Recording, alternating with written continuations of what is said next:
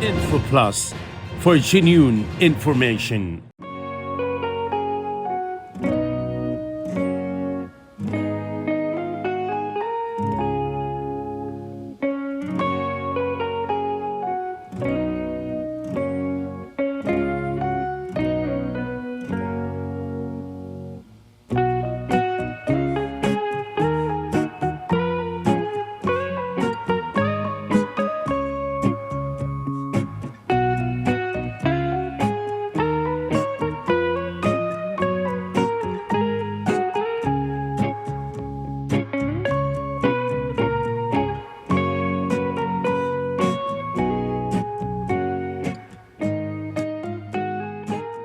Bageshwari Secondary School organized a motivational and counseling program with the active participation of its alumni and parents.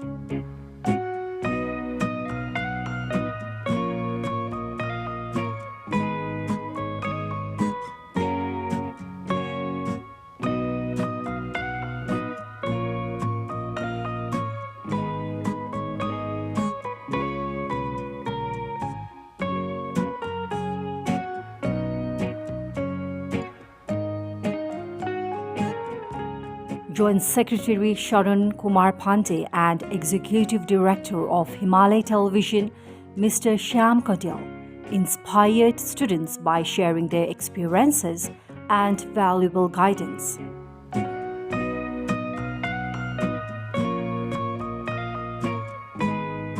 म सम्पूर्ण भाइ बहिनीहरू त्यसैगरी मेरा अग्रज मेरा अनुज र ठुलो सम्भावना बोकेका यी विद्यार्थी भाइ बहिनीहरूलाई भविष्यको दिनमा मैले गर्ने कर्ममा तपाईहरु जोडिन चाहनुभयो या मैले कुनै कन्ट्रिब्युसन गर्न सक्ने अवस्था भयो भने म यही मञ्चबाट उद्घोषण गर्न चाहन्छु।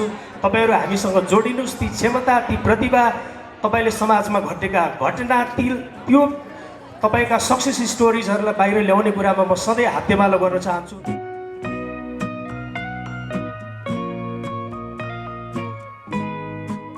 भविष्यको सूचक भविष्यको आशा जसले परिवर्तनलाई राम्रोसँग बोक्न सक्नुहुन्छ यो यहाँहरू हो। हामीले परिवर्तन बन्छौं।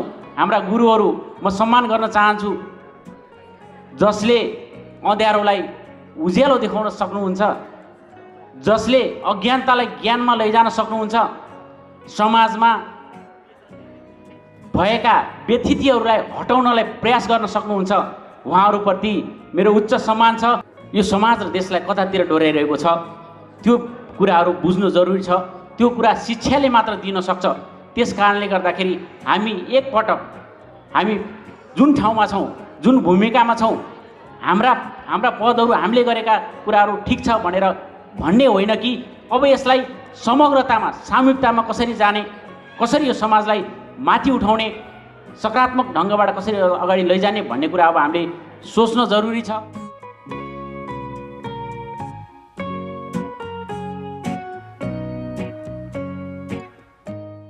The program encouraged students to pursue goal-oriented studies with discipline and confidence.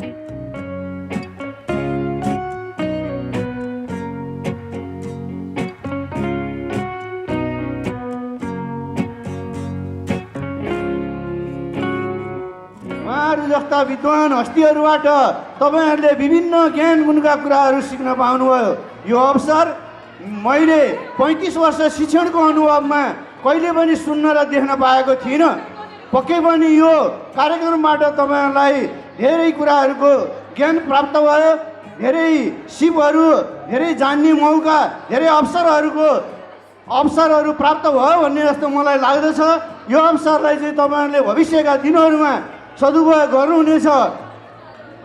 कोही विद्वान हुनुभयो र सफल पहिले प्राप्त गर्नुभयो, कोही अलिअलि असफल भएर पनि कति विद्वान हुनुभएछ, कस्ता ज्ञान कस्ता क्षेत्रहरूमा पुग्नु भएछ, त्यो कुरालाई हामीले मनन गर्नुपर्छ।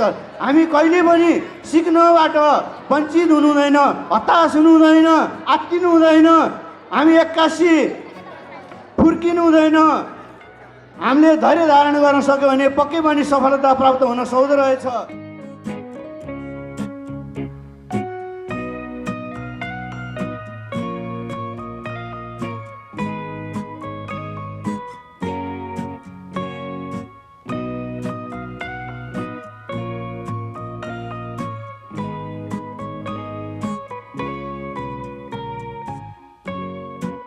It concluded on a vibrant note with cultural performances by students and the presentation of token of love to the guest.